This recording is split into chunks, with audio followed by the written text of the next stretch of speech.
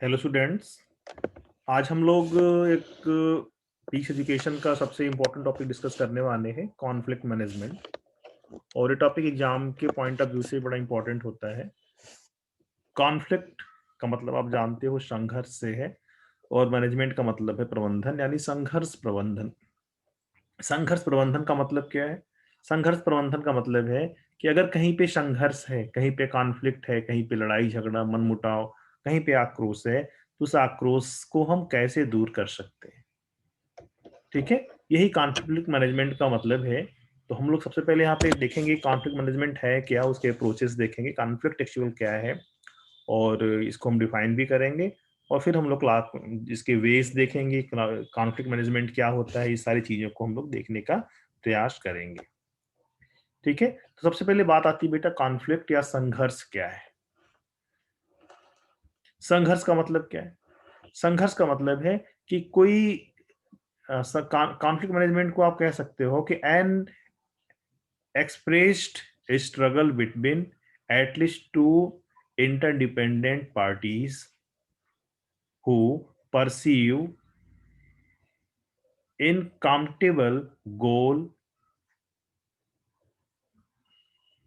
resources and interference from the other party in achieving their goal। जैसे भी देख लो, अभी अभी सबसे अच्छा एग्जांपल हम ले सकते हैं कॉन्फ्लिक्ट समझने के लिए। हम पश्चिम बंगाल का एग्जांपल ले सकते हैं। देखो, वहाँ पे दो पार्टियां हैं, भाजपा और तृणमूल, और दोनों में आपस में लगातार संघर्ष चलता रहता है। दोनों एक दूसरे के विचारों, एक दूसरे के राजनीतिक अप्रोच, एक दूसरे के बढ़त, एक दूसरे के पहुंच का हमेशा विरोध करते हैं। तो संघर्ष क्या है? संघर्ष का अर्थ है जब कोई दो या दो से अधिक ग्रुप, समूह, पार्टी, जाति, धर्म, देश या भाषा के लोग जब एक दूसरे में इंटरफेरेंस करते हैं, जब एक दूसरे में हस्तक्षेप करना शुरू करते हैं। हस्तक्षेप किसमें? उनकी भाषा में, उनकी संस्कृति में, उनके जो संसाधन है, उनका उनकी जो जमीन है, या जब उनसे एक दूसरे में हस्तक्षेप शुरू करते हैं तो क्या होता है? एक कॉन्फ्लिक्ट का जन्म होता है, एक संघर्ष शुरू हो जाता है। A process beings when one party perceives that another party has negatively affected or about to affect something that the first party care about। या ये प्रक्रिया तब शुरू होती है जब एक पार्टी या एक ग्रुप यह मानती है कि अन्य पार्टी ने उसे नकारात्मक रूप से प्रभावित किया है, यानी हमें नुकसान पहुंचाने का काम किया है। जो हम सोचते हैं तो दूसरे के साथ हमारा हमारा कॉन्फ्लिक्ट शुरू हो जाता है, हमारा संघर्ष शुरू हो जाता है।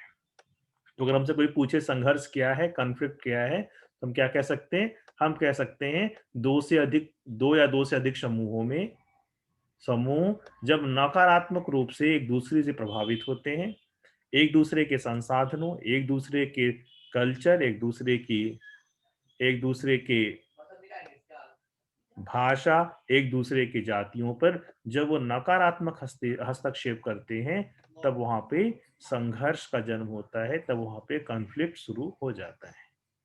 ठीक है ना? अगर हम बात करें बेटा इसकी कैरेक्टरिस्टिक्स की, कॉन्फ्लिक्ट की कैरेक्टरिस्टिक्स क्या है, इसकी विशेषता क्या है, तो हम कह सकते हैं conflict inherently involves some sense of struggle or incompatibility or perceived difference among value, goal और desires। ठीक है ना? तो संघर्ष कब शुरू होता है? संघर्ष में स्वाभाविक रूप से संघर्ष कब शुरू होगा? जब असमानता होगी, जब मूल्यों या लक्ष्यों या इच्छाओं के बीच में अंतर्भावना शामिल होगी, तब जो है संघर्ष शुरू हो जाता है। ठीक है? Action, whether overt or covert, is key to interpersonal conflict. Until action or expression occurs, conflict is latent, lurking below the surface। कार्यवाही चाहे अधिक हो या गुप्त हो या पारस्परिक संघर्ष की कुंजी होती है। जब तक कार्यवाही या अभिव्यक्ति नहीं होती, तब तक संघर्ष अव्यक्त होता है और सतह के नीचे गुप्त होता है। यानी कहने का मतलब क्या है, जब तक कई बार आपने देखा होगा कि 2 व्यक्तियों के बीच में अंदर ही अंदर मनमुटाव चलता है, लेकिन दोनों आपस में अच्छे दोस्त बने हुए हैं, अच्छे से बातचीत कर रहे हैं। लेकिन जैसे ही उसके अगेंस्ट कोई भी एक आदमी ने कार्यवाही की, तो उसके अंदर जितना भी उसके लिए उसके बारे में नकारात्मक विचार चल रहा था, वे सब सामने आ जाता है। ठीक है? ये इसकी इसकी दूसरी कैरेक्टरिस्टिक्स है बेटा। दूसरी कैरेक्टरिस्टिक क्या बताती है? ये बताती है कि जब तक कोई कार्यवाही नहीं होती, जब तक संघर्ष सामने नहीं होता, तब तक अंदर ही अंदर ज्वालामुखी की तरह व्यक्तियों, समूहों में संघर्ष चलता रहता है और ये संघर्ष गुप्त होता है। और संघर्ष कब बाहर आता है? इसकी अभिव्यक्ति नहीं हो पाती है। ये बाहर कब आता है? जब कोई कार्यवाही की जाती है। ठीक है? Power or attempts to influence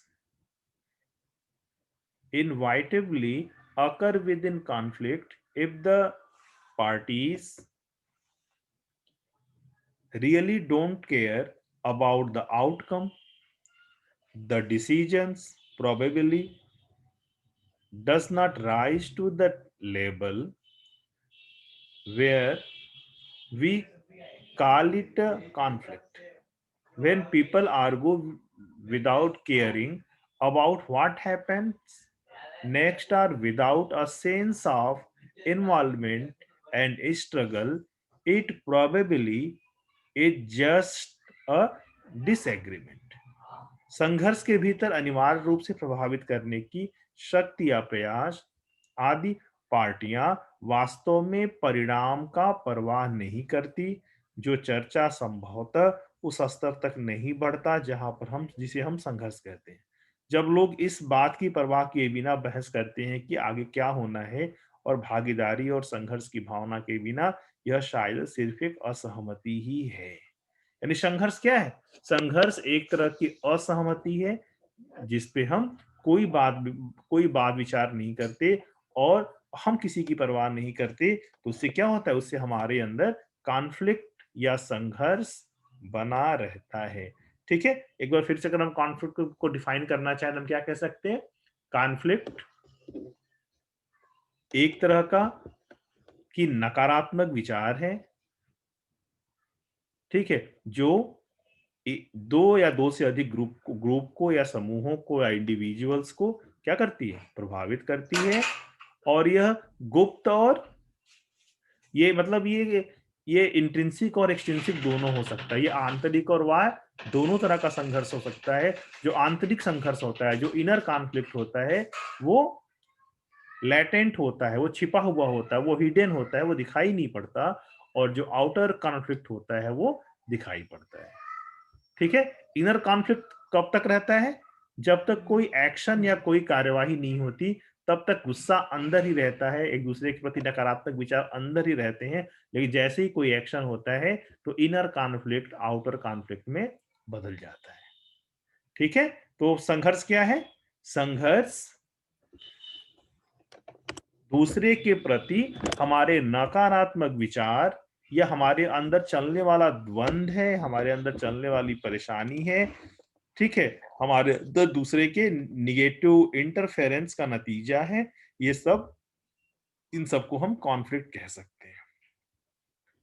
ठीक है? अब व्यू ऑफ कॉन्फ्लिक्ट की बात करें तो ट्रेडिशनल व्यू इसका क्या है? अगर हम इसको ट्रेडिशनली अगर देखें तो ट्रेडिशनली इसका व्यू क्या है? the belief the belief that all conflict are harmful and must be avoided. ठीक है?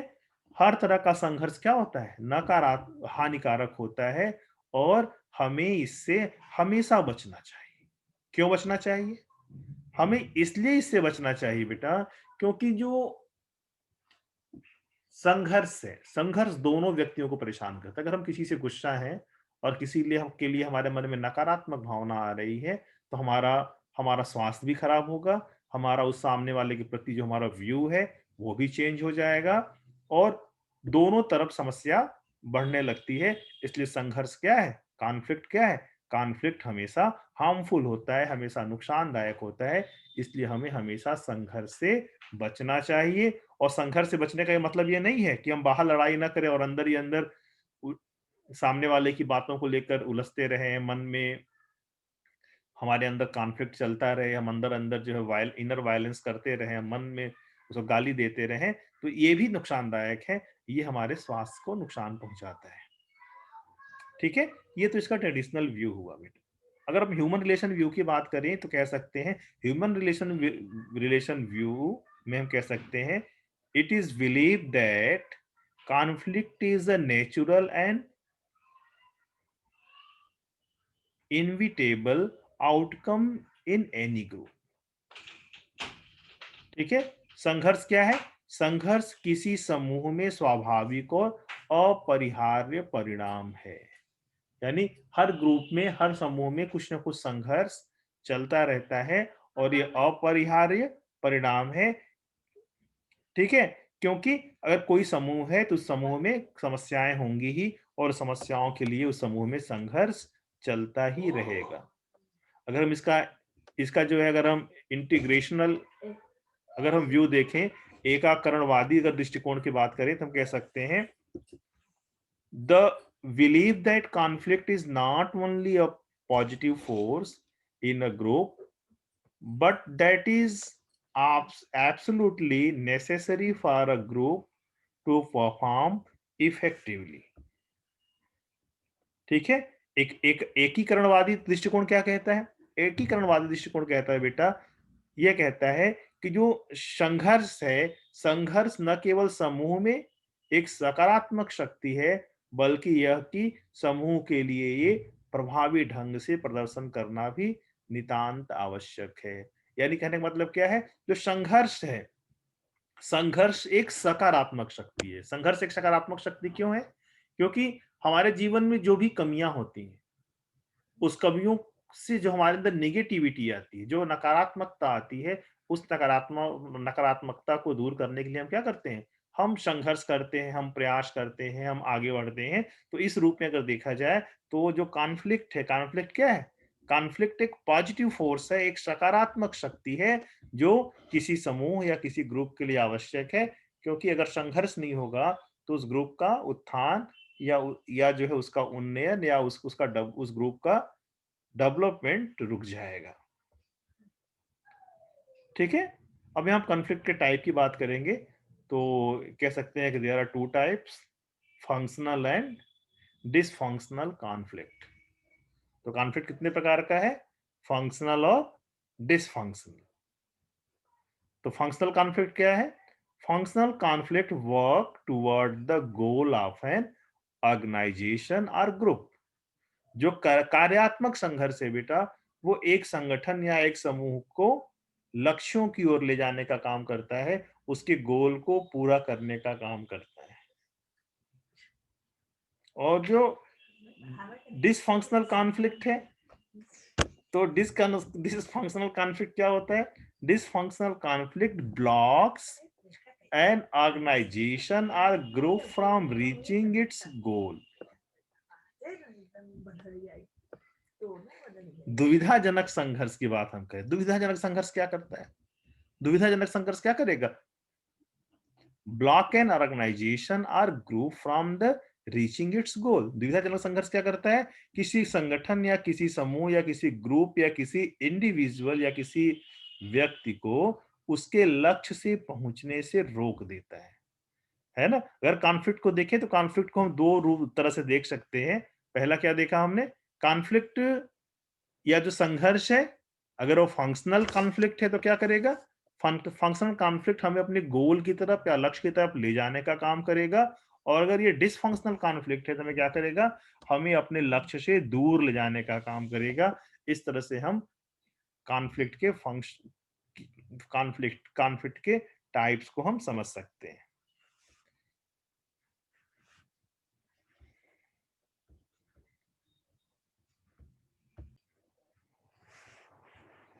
तो हमने भी क्या देखा? हमने देखा कि दो तरह के कॉन्फ्लिक्ट होते हैं, फंक्शनल और डिसफंक्शनल कॉन्फ्लिक्ट। फंक्शनल क्या करता है? फंक्शनल टुवर्ड्स द गोल होता है। और डिसफंक्शनल क्या होता है? बैकवर्ड द गोल्स होता है। एक हमें अपने लक्ष्य को पूरा करने की तरह के लिए हमें मोटिवेट करता है, और दूसरा हमें डिस्ट्रैक्ट कर देता है, अपने लक्ष्य से दूर लेके चला जाता है।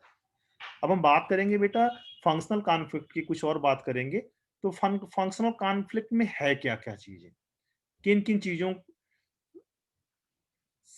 से हमें जो है हमारी जो हमारा जो कॉन्फ्लिक्ट है, जो संघर्ष है, वो सकारात्मक दिशा की तरफ आगे बढ़ेगा। तो पहला क्या है, वर्ड वर्ड वर्ड यहाँ पे है कंस्ट्रक्टिव या रचनात्मकता। अगर हमारे हमारा कॉन्फ्लिक्ट कुछ रचना करने की ओर बढ़ता है, कुछ कंस्ट्रक्टिव होता है, कुछ नया करने के लिए अगर हमें प्रेरित करता है, तो हम उसको कह सकते हैं कि ये फंक्शनल कॉन्फ्लिक्ट है। दूसरा, इंक्रीज इंफॉर्मेशन एंड आइडियाज। ठीक है, जैसे मैंने भी एग्जांपल लिया था कि एग्जाम आने वाला है और अंदर हमें चिंता हो गई, अंदर जो है कॉन्फ्लिक्ट चलना शुरू हो गया। तो ऐसे कंडीशन में क्या होगा, हम इंक्रीज इंफॉर्मेशन एंड आइडियाज, हम ढेर सारी सूचनाएं और ढेर सारे आइडियाज हमारे माइंड में क्लिक करना शुरू कर देते हैं। तो अगर ऐसा हो रहा है तो हम फंक्शनल कॉन्फ्लिक्ट की तरफ बढ़ रहे हैं।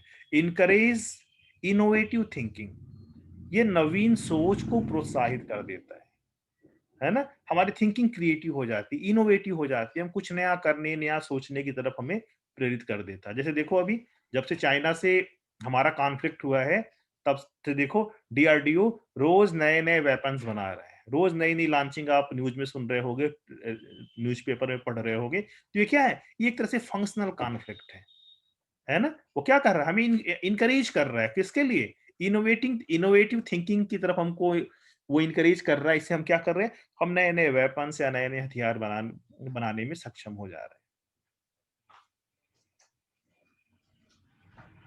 अनशेकल्स डिफरेंट पॉइंट ऑफ व्यू, ये अलग अलग बिंदुओं पर सोचने और देखने के लिए हमें प्रेरित करता है। एक तरह से कह सकते हो कि क्रिटिकल थिंकिंग के लिए प्रेरित करता है। हम हमारी जो थिंकिंग है, जो हमारी सोच है, जो हमारा व्यू है, वो क्रिटिकल हो जाता है, वो आलोचनात्मक हो जाता है।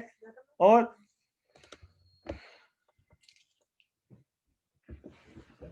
ठीक है, और क्या करता है, रिड्यूस स्टेजिनेशन, वो क्या करता है, वो ठहराव को कम कर देता है। यानी अगर हम सुस्त पड़े हुए हैं, अगर हम कहीं रुके हुए हैं, हमें कोई काम नहीं कर रहे हैं, तो हमको वो एक्टिवेट करने का काम करता है। जो सबसे अच्छा एग्जांपल मैं बताऊं, अगर एग्जाम से हम एकदम नहीं पढ़ रहे थे और एकाएक एग्जाम की स्कीम आ जाए, तो ऑटोमेटिक हम जो है बड़े एक्टिव हो जाते हैं, है ना। तो ठहराव को कम कर देता है वो।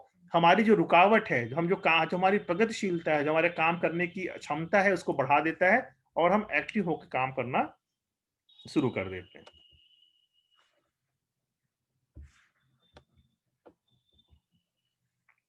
अब हम बात करेंगे बेटा डिसफंक्शनल कॉन्फ्लिक्ट की बात करेंगे। जब हमारे अंदर डिसफंक्शनल कॉन्फ्लिक्ट हो जाता है, तो हमारे अंदर क्या क्या प्रॉब्लम आने लगती है। देखो सबसे पहली प्रॉब्लम ऊपर ही दिख रही है, क्या, टेंशन, तनाव आ जाता है, एंजाइटी, चिंता हो जाती है, और स्ट्रेस भी अंदर आ जाता है। टेंशन, स्ट्रेस और एंजाइटी, ये तीनों हावी हो जाती है हमारे अंदर। तनाव, चिंता हमारे अंदर आने लगती है। डेराइव आउट लो कॉन्फ्लिक्ट टॉलरेंट पीपल, ठीक है। और हम कम सहिष्णु हो जाते हैं। कम सहिष्णु होने का मतलब क्या है, हमारी जो टॉलरेंट कैपेसिटी है वो कम हो जाती है। यानी टॉलरेंट कैपेसिटी का मतलब क्या है, सहन शक्ति, किसी चीज को टॉलरेंट करना, यानी किसी चीज को बर्दाश्त करने की जो हमारी क्षमता है, वो क्षमता हमारी कम हो जाती है जब डिसफंक्शनल कॉन्फ्लिक्ट के हम शिकार हो जाते हैं। ठीक है, रिड्यूस ट्रस्ट, और क्या करता है, हमारा भरोसा कम कर देता है, हम जल्दी किसी पे विश्वास नहीं करते, हमारा जो ट्रस्ट है वो भी कम हो जाता है।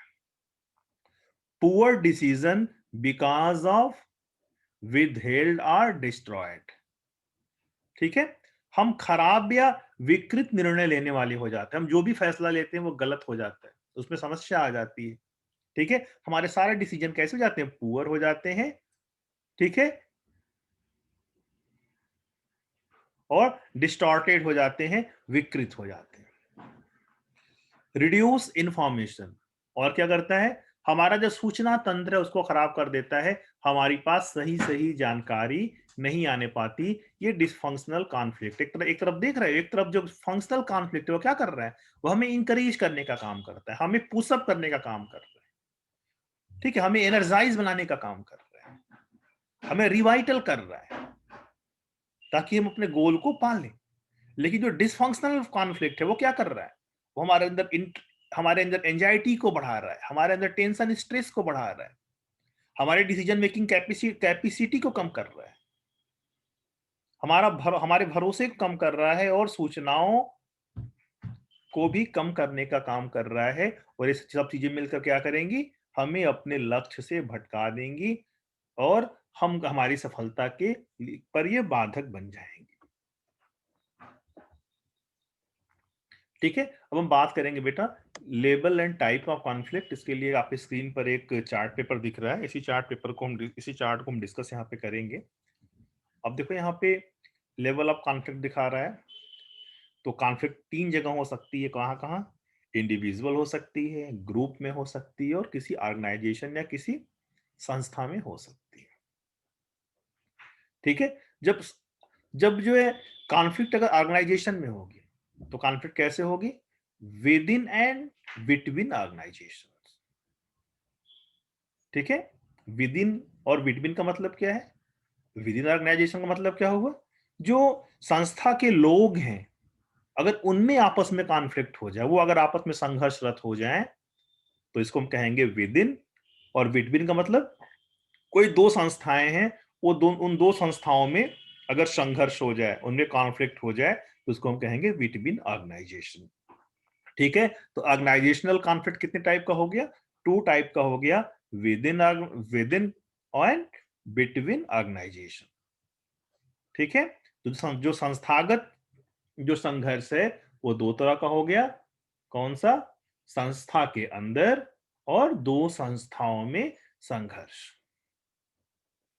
ठीक है, अब जो दूसरी हम बात करेंगे, दूसरी तरह के कॉन्फ्लिक्ट की बात करेंगे ग्रुप की। ग्रुप में भी यही होगा, ग्रुप में कैसे यही होगा, दो ग्रुप में ढेर सारे मेंबर्स होंगे, उन मेंबर्स के बीच में कॉन्फ्लिक्ट हो जाए, उन मेंबर्स के बीच में संघर्ष शुरू हो जाए और किसी दो ग्रुप में संघर्ष शुरू हो जाए तो ये with in and between group conflict कहलाएगा। ठीक है, जो तीसरे प्रकार का बेटा कॉन्फ्लिक्ट है वो है इंडिविजुअल कॉन्फ्लिक्ट। इंडिविजुअल कॉन्फ्लिक्ट का मतलब क्या है, इंडिविजुअल कॉन्फ्लिक्ट का मतलब है इसमें भी दो पार्ट हो जाएंगे, with in and between individual. अब विद इन इंडिविजुअल का मतलब क्या होगा, विद इन इंडिविजुअल का मतलब हुआ आंतरिक संघर्ष। आंतरिक संघर्ष में क्या हो सकता है, हम अपनी समस्याओं से जूझ रहे हो, जो हमारे अंदर की समस्या है हम उससे जूझ रहे हो, या किसी के लिए हमारे मन में बड़ा ही नकारात्मक भाव आ जाए, नकारात्मक चीजें आ जाए, नेगेटिविटी भर जाए, तब भी विद इन कॉन्फ्लिक्ट हो गया। और बिटवीन इंडिविजुअल का मतलब क्या हुआ, घर में दो व्यक्ति हैं, उन दोनों व्यक्तियों के बीच में आपस में संघर्ष हो जाए तो इसको हम in with in and between individual के नाम से इसको हम जान सकते हैं। यानी व्यक्तिगत संघर्ष, समूह संघर्ष और संस्थागत संघर्ष, तीन तरह से हम संघर्ष को डिवाइड कर सकते हैं।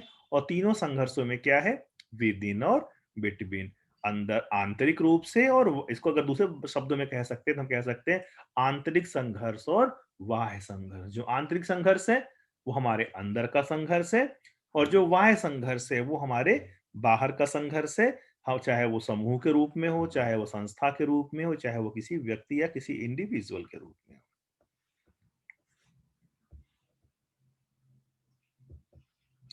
अब हम बात करेंगे कॉन्फ्लिक्ट मैनेजमेंट की। ठीक है, ये कॉन्फ्लिक्ट मैनेजमेंट क्या है, ये संघर्ष प्रबंधन क्या है। Conflict management is defined as the opportunity to improve situation and strengthen relationship। यानी संघर्ष प्रबंधन क्या है, स्थितियों को सुधारने और रिश्तों के मजबूत करने के अवसर के रूप में हम संघर्ष प्रबंधन को हम समझा सकते हैं। यानी संघर्ष प्रबंधन को अगर हम अपनी भाषा में समझना चाहे, ओन लैंग्वेज में, तो हम कह सकते हैं कि संघर्ष प्रबंधन प्रबंधन या कॉन्फ्लिक्ट मैनेजमेंट उस तरह का मैनेजमेंट है जो क्या करता है, जो हमारे कॉन्फ्लिक्ट को फंक्शनल कर देता है, जो हमारे कॉन्फ्लिक्ट को एक पॉजिटिव एटीट्यूड दे देता है, जिससे क्या होता है, जिससे हमारी जो स्थिति है, हमारी जो कंडीशंस हैं, उन कंडीशन में वो संघर्ष हमारे लिए अपॉर्चुनिटी बन जाती है, हमारे लिए अवसर बन जाती है। ठीक है। और हमारे जो रिलेशनशिप्स हैं इंडिविजुअल्स में, ग्रुप्स में और ऑर्गेनाइजेशनल रूप में, उसको भी वो थोड़ा सा पुशअप करती है, उसको भी मेंटेन करने का काम करती है। और यही जो है कॉन्फ्लिक्ट मैनेजमेंट कहलाता है। तो कॉन्फ्लिक्ट मैनेजमेंट क्या करता है? कॉन्फ्लिक्ट मैनेजमेंट संघर्ष को या कॉन्फ्लिक्ट को एक पॉजिटिव अप्रोच देता है, एक उसको जो है पॉजिटिव डायरेक्शन या सकारात्मक दिशा देने का काम करता है, जिससे क्या होता है, जिससे व्यक्ति समूह या संस्था की ताकत बढ़ती है, उसके लिए अवसर, नए अवसर खुल जाते हैं उसके विकास के, और दूसरों से उसके जो संबंध हैं वो भी अच्छे बन जाते हैं। अब कॉन्फ्लिक्ट मैनेजमेंट के बेटा 5 वेज आपकी स्क्रीन पे शो हो रहे हैं। ये 5 तरीके कौन कौन से हैं जिससे हम कॉन्फ्लिक्ट मैनेजमेंट कर सकते हैं। तो जो पहला जो तरीका है बेटा वो है अवॉइडेंस का। अवॉइडेंस का मतलब क्या है? अवॉइड करना वर्ड आप बहुत सुने होंगे। अवॉइड करने का मतलब क्या होता है? परिहार करना। परिहार करने का मतलब किसी चीज को छोड़ देना, या किसी अवॉइड करने का मतलब क्या हो गया? अवॉइड करने का मतलब हो गया कि कोई हमसे कोई कॉन्फ्लिक्ट रख रहा है तो हम उस कॉन्फ्लिक्ट पर ध्यान ही ना दें, उसको इग्नोर करते जाए, अवॉइड करते जाए। इग्नोरेंस अगर हमारे अंदर कैपेसिटी ज्यादा है, हमारे अंदर अगर धैर्य ज्यादा है, हमारे अंदर सहनशीलता ज्यादा है, अगर हम किसी चीज को परिहार कर लें, किसी चीज को छोड़ने या अवॉइड करने की तरफ आगे बढ़ जाएं, तब भी जो है कॉन्फ्लिक्ट मैनेजमेंट हो जाएगा।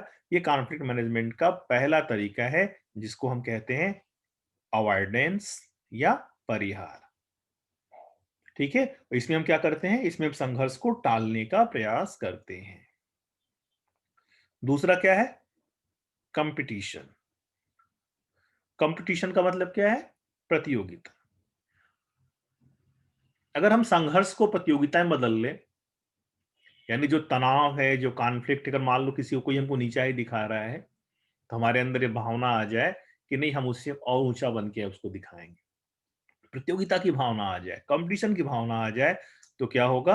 हमारे कॉन्फ्लिक्ट को एक पॉजिटिव दिशा मिल जाएगी, एक वो पॉजिटिव वे पे चला जाएगा, और उससे क्या होगा? उससे हमारा ग्रोथ और डेवलपमेंट हो जाएगा, है ना? तो दूसरा कॉन्फ्लिक्ट मैनेजमेंट का तरीका क्या है?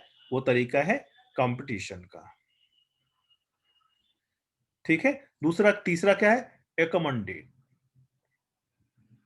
एकमंडेशन का मतलब क्या है? एकमंडेशन एकमंडेशन का मतलब क्या होता है? रहना या उसको स्वीकार कर लेना। अगर एकमंडेशन को ध्यान से देखो, उसका मतलब आवाज से मतलब है। आवाज से मतलब है कि हमने कॉन्फ्लिक्ट को स्वीकार कर लिया, उसको, और हमने उसको धारण कर लिया, तो क्या होगा? जब हम संघर्ष को स्वीकार कर लेते हैं और धारण कर लेते हैं, तो हमारे अंदर एक पॉजिटिव एनर्जी फ्लो करने लगती है उस संघर्ष को हल करने के लिए, उस समस्या से लड़ने के लिए। तो उस वो भी क्या करती है? वो भी कॉन्फ्लिक्ट मैनेजमेंट का एक पार्ट है। उससे भी जो संघर्ष की दिशा है वो सकारात्मक या धनात्मक हो जाती है। जो नेक्स्ट तरीका है बेटा वो कॉम्प्रोमाइज का है, समझौता करने का है। हम संघर्ष विराम हम समझौते के द्वारा भी कर सकते हैं। ठीक है। जब हम समझौता करते हैं तो क्या होता है? हमारे अंदर की नेगेटिविटी खत्म हो जाती है, हमारे अंदर पॉजिटिव एनर्जी का फ्लो होने लगता है।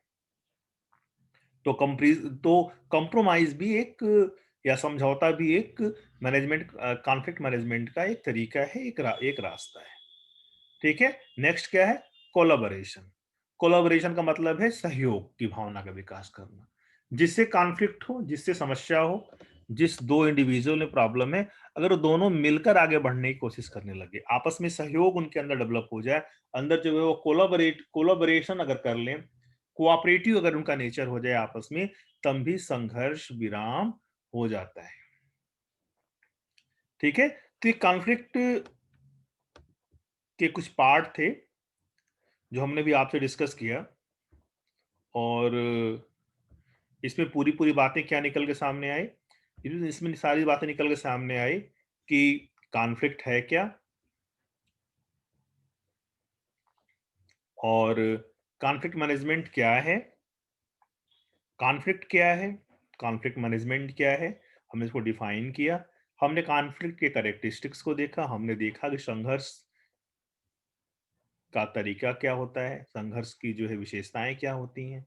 फिर संघर्ष के हम लोगों ने प्रकार को देखा, ठीक है? और इन संघर्षों को हम कैसे दूर कर सकते हैं, इसको हम कैसे अपने पॉजिटिव एटीट्यूड में कॉन्फ्लिक्ट को ले सकते हैं, कैसे इसको अपने डेवलपमेंट के लिए हम इस्तेमाल कर सकते हैं, इन सारी बातों पे चर्चा की।